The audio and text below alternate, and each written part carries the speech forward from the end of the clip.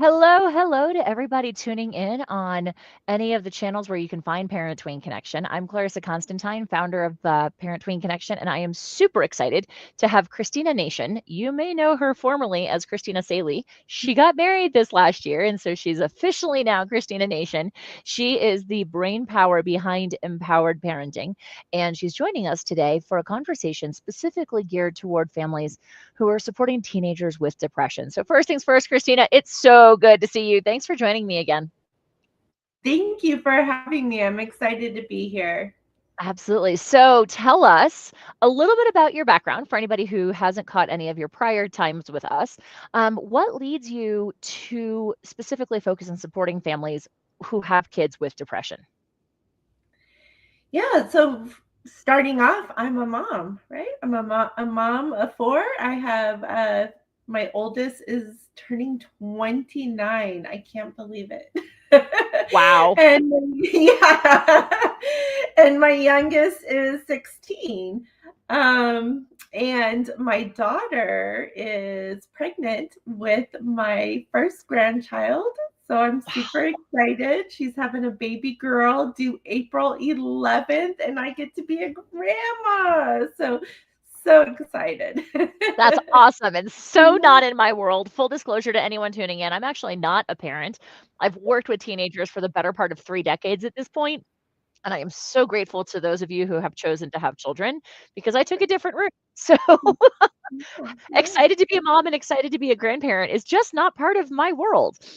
Yeah, and it's So it's so amazing to do the work. Like for me, I was thrown into it. I had no choice. But like it's you choose. mhm, Choose absolutely.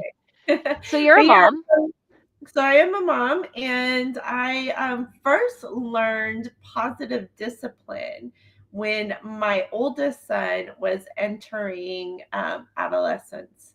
And boy, did I need it. I had been a yeller.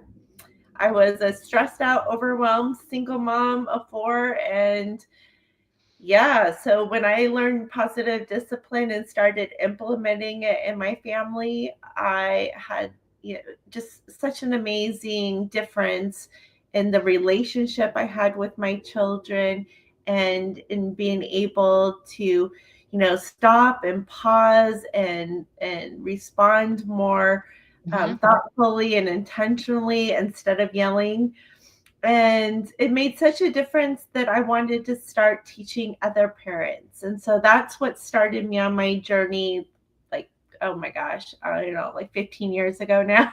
mhm, And so I had raised my boys through adolescence, and then my daughter started struggling. And at the time I had been teaching the positive discipline workshops for a few years, and I already raised two boys through adolescence, thought I had the parenting thing down, thought here I am teaching others, and then my daughter started struggling. And myself as a teen has struggled with depression, so I did understand what was going on and knew that she needed support, but realized that I was feeling overwhelmed mhm, and didn't exactly know how to best support her.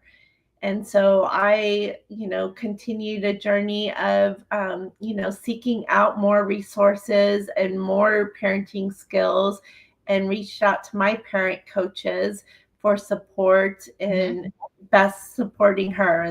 And that's what brings me to now, working with parents of teens who are struggling with depression, and the product of my book, The Power of Everyday Right. Grace. That's awesome. So often I hear folks who say they turn their mess into their message, and that sounds like what you've exactly like what you've done. You're like, "Hey, this was my experience, and now I wanna help other people who come behind me or who come after me who are navigating some similar things." So I love to hear that. So I know one of the first things that you talk about is connection, which hello, Mhm. parent tween connection, right? Which is why I wanted to have Right. you back, because everything that we do is about connection. So you Mhm. say like the first thing that we need to do, especially when we're supporting kiddos navigating, and this isn't just depression, but especially with depression, is work to build connection. What does Mhm. that look like to you? And what are some action steps parents can take to strengthen that connection? Yes, yes.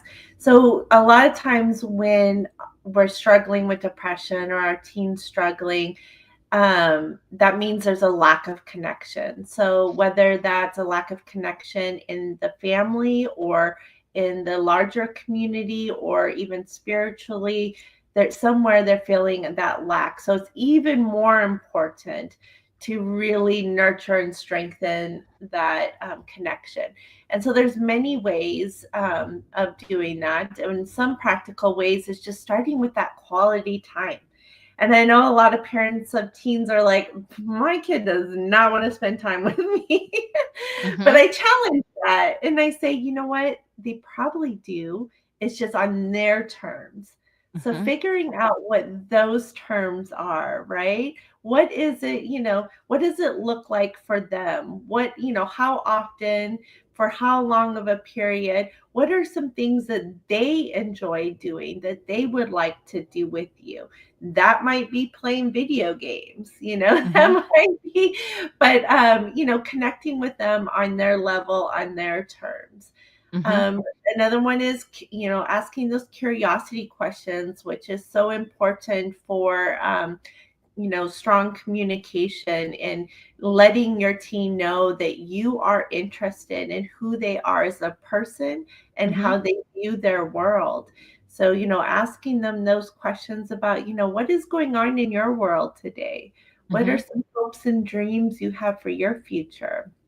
And really taking the time to listen and making sure that this time isn't a time for judgment or lecture, but just listening and being truly curious and interested in who mhm. they are as people and in the world. So those are a couple of tips.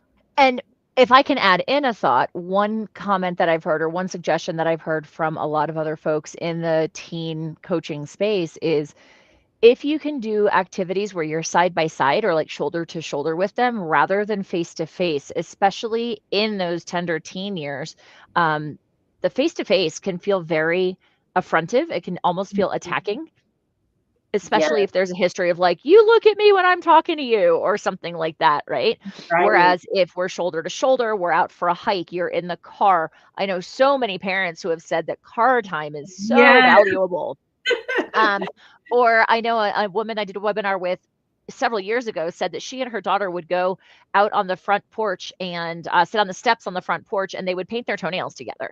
Yes. And it's just like, something where again, where they were side by side that I think subconsciously creates more of like an us versus the world, like we're a team together kind of idea. Yes.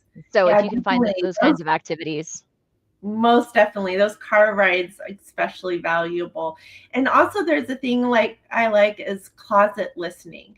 So a lot of times, just coming and being present and just sitting in our teen's room or while our teen girls getting ready in the bathroom, just sitting on the bathtub and just being present and not saying anything.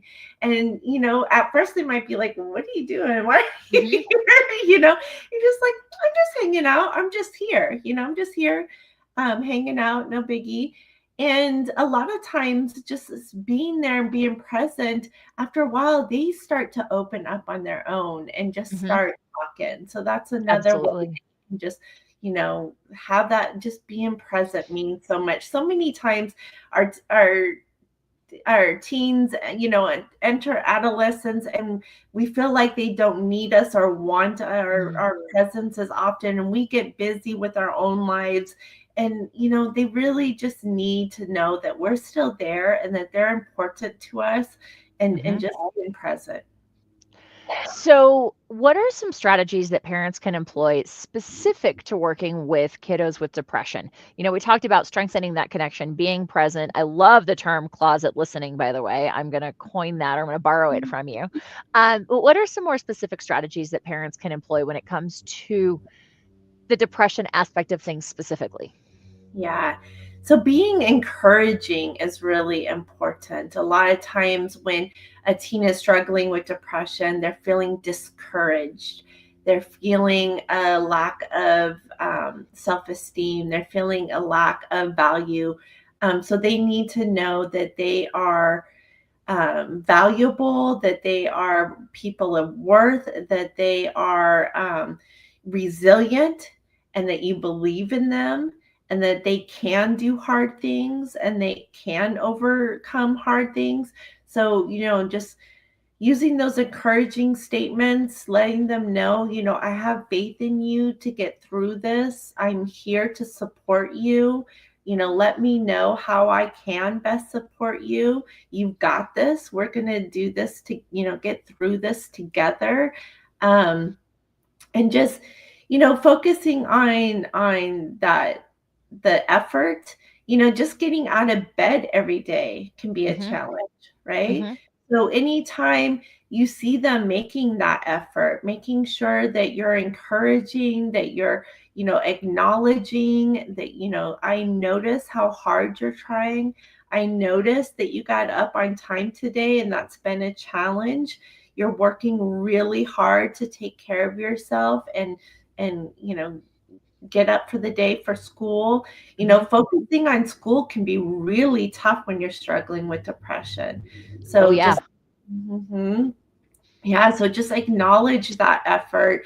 eh, You know, um, just any of the little things, just making sure that you're acknowledging and noticing, and that you're encouraging, that you're letting them know that you believe in them. Again, that they can do hard things and you're there to support them. That brings me to a book that I read years ago by Dr. Carol Dweck, The Growth Mindset, or actually called Mhm. Mindset, rather. And she talks about the difference between a growth mindset and a fixed mindset.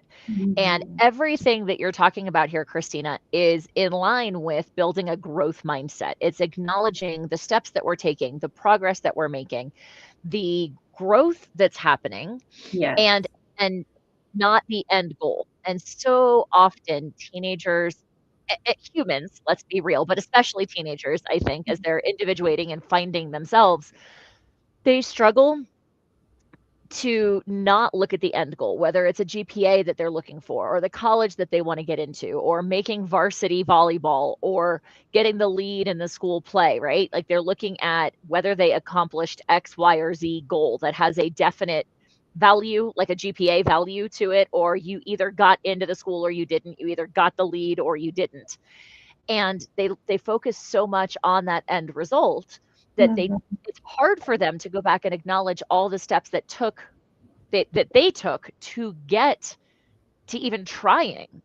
Yeah. And so what I'm hearing from you is that those baby steps, those growth oriented steps, you're making progress. Look, you not only did I notice that you got up out of bed on time today, which has been a struggle, but look, now you did it 3 times this week rather Exactly. than focusing on the 2 that they didn't. Mhm. Again, coming back like to some of the positive discipline concepts, right? Yes. Like what's the positivity? Acknowledging that they're growing is huge. Mhm. So I Yes. if anybody listening or watching hasn't read that book, it's literally just called Mindset by Dr. Carol Dweck. Um, and then actually, Kristina, I'm going to guess you have a copy of your book within arm's reach, as long as we're talking about books, Yes. because what author doesn't? All right. I'm having a hard time reading it. Can you tell us the title and where folks can find it? Yes, it is The Power of Everyday Grace, Parenting Teens with Depression, and it's available on Amazon. Awesome. Yeah. All right. So then the third point we wanted to talk about in this portion of our conversation is tips for parents for when it comes to advocating for the teen. It's one thing to connect with the teen and to build them up, offer those growth oriented recognitions and such. But then there's also a place of advocating for them in public arenas. So what does that look like? Yes, yes. So, first, starting with that conversation with them, right? How can I best support you? What do you need from me? How Mhm. can I help? So, starting with that. And then there's all kinds of resource. I can't say how important it is, right? When you have anytime parenting, you need a village, right? Mhm. All of us need a village. Parenting, you need a village. The teen years, you still need a village. If they're Mhm. struggling with depression, then you most definitely need a whole team of support. Mhm. And that could be starting with their pediatrician. It could mean starting with the school counselor or psychologist. Mhm. It can mean, if they're struggling in school, then connecting them with the counselor or the dean, or if they have a favorite teacher. Um, it may mean creating a 504 IEP plan. And there are IEP plans specifically for social and emotional challenges as well. Mhm. Um, it could mean, finding a good counselor, and if they're open to that, and it can be very difficult to find a good counselor that's the right fit. So realizing that that might take a few interviews, it might take a couple of tries before finding the one. Mhm. It might mean exploring medication or supplements or other holistic alternatives. It might mean just, physical exercise. What can you Mhm. do? Just getting that exercise, getting outside in nature. It could be, um, you know, a counselor, a parent coach, a Mhm. parent coach. Parent coaches, Because absolutely. not only does your teen need support, but you as the parent need support, because parenting a teen that's struggling with depression is very challenging and can be overwhelming. And it's so important to take care of yourself Mhm. through that process as well, Mhm. because not only do you need to be your best to best support them, but you also need a model for them what self-care looks like, so Sure. that they can learn those skills to take care of themselves as well.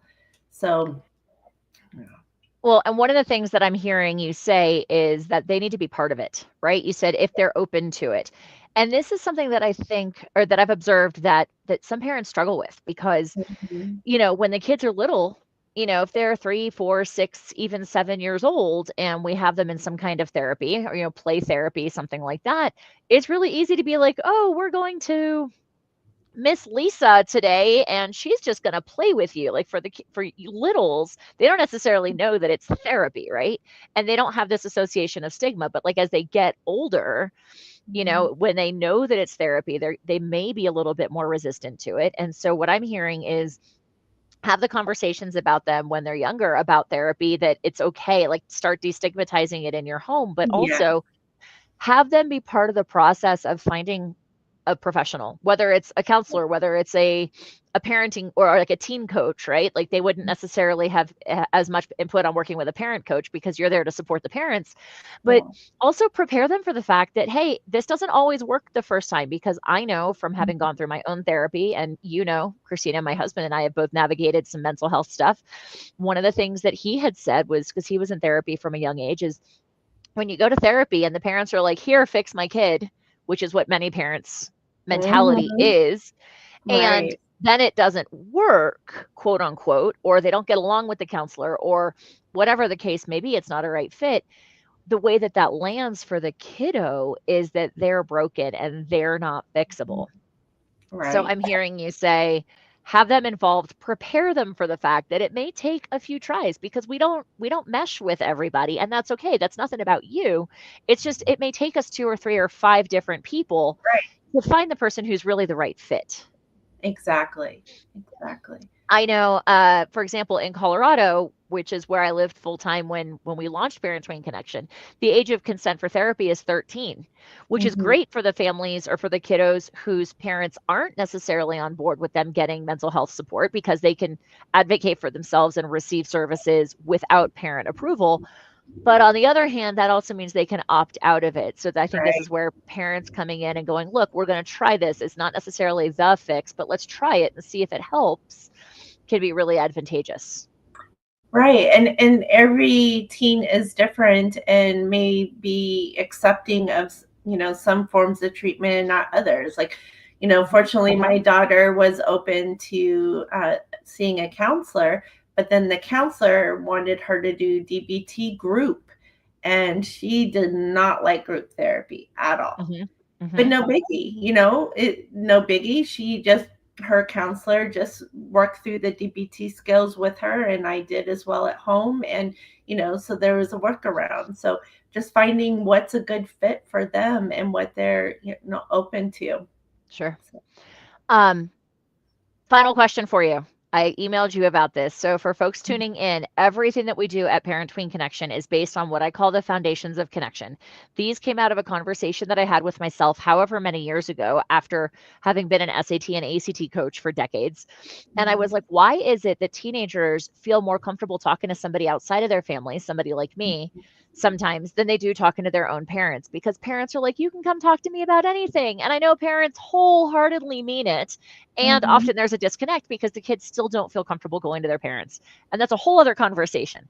But the foundations of connection, in order of the letters in connection, are create a safe place, observe, non judgment, nod and smile, explore, challenge your truths or curiosity, take your time, innovate, own your own story, and nurture. If you want a copy of these, you can download it right on our website. But Kristina, which one is hitting hardest for you today, would you say? I'm going to say creating a safe place, because so many times I have parents come to me worried that their teen is struggling with depression, but their teen won't open up to them. Mm-hmm. So I say creating a safe space is so important, because that communication is so critical to you truly being able to support your teen. Mm-hmm. So, using the things that we talked about to create that connection, making sure that, when you are spending time together, when they do come to you with anything, that you're completely non judgmental, Mm-hmm. that you're not going straight into lecture, but you're listening and you're validating. I get it. That sounds tough. That Mm-hmm. sucks. Validating their feelings Mm-hmm. and what they're going through, and showing them that you can hear hard things. They will. Mm-hmm. Some teens are worried that you're going to fall apart if they share with what they're going through.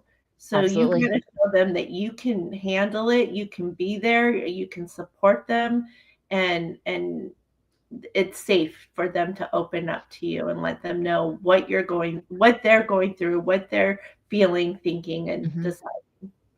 And that's again a whole different conversation because there's so many rabbit holes that we could go down about how those other foundations of connection all tie into creating a safe place ultimately, Mhm. which is why when it came to me, I was like, I'm going to lead with that because I think that's the underpinning of all of it as well. And I will also say that I've seen in a lot of families that choose to have teen mentors Mhm. that's an extension. A teen mentor, I see it as that independent adult figure whom both the parents and the kids trust, that the parents can trust, like, hey, there's somebody else that if the kids aren't comfortable talking to me, somebody that I trust, but also that the kiddo is establishing trust with the caveat that if there's anything that comes up around self-harm or life-threatening situations or anything like that, that obviously that teen mentor is going to engage the parents in the conversation, but otherwise it's just bringing in another person. Sometimes that's a solution as well. Most definitely, yes. Awesome. All right, Kristina, we are going to wrap up this portion of our conversation. If you are tuning in, number one, make sure to subscribe on our YouTube channel so that you get updates about upcoming speakers and upcoming conversations that we're going to have. And if you are not yet part of Parent Tween Village, check it out on our website, parenttweenconnection.com/Parent Tween Village. Because when we have podcast guests and speakers like Kristina join us, we always do an exclusive conversation, an exclusive part two just for members of Parent Tween Village. She talked about community. She talked about how you, as the parent, need support in order to best support your kiddos. That's exactly what Parent Tween Village is. We've got different levels of membership depending upon how much support you'd like, how much involvement you'd like, how much community engagement you'd like. But she and I are going to head over to Parent Tween Village now and have a conversation specifically about how to self regulate and co regulate with your teen, and then some very specific techniques to teach your teen to help them learn to self regulate personally. So, with that, I'm going to say, Kristina, name of your book and website where people can find you again.